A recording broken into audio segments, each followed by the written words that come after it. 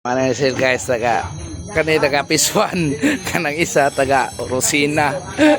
Rosina na balulang nasagol man taga Piswan, taga Piswan yo. Yung mga iaanak ko ginakusgan nga iyan, mga gwapa wa matiguang. Dire naglungag mi kay kuan man, pista man naglungag mi mga visitors.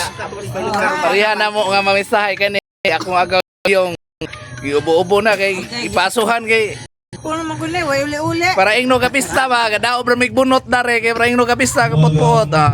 Yo ile. Oh, Auntie Teresa oh. Kare kinakasganis mo yan. Hindi na masipit o kasang pista ha. Ilang humba ko nga puro manasagi itong humba. Gilutan mo saging binuha po ni kapista. Wala man sila nakabalo kung Sabaw ilang dot diya ra poy nabilin pati unod. kung sa ilang adlaw nga paulay. Karlan. Tagasan na.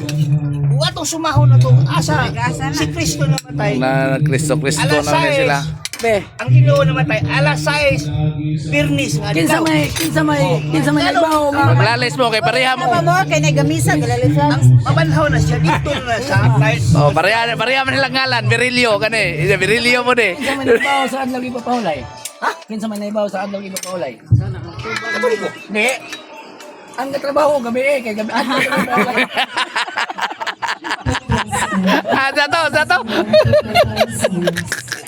Ang trabaho gadlaw o gabi mo re sakto. Nagbaho sa adlaw ipapahulay. Katulad ng trabaho gabi. Paulay man. Lagi. Kanang overtime.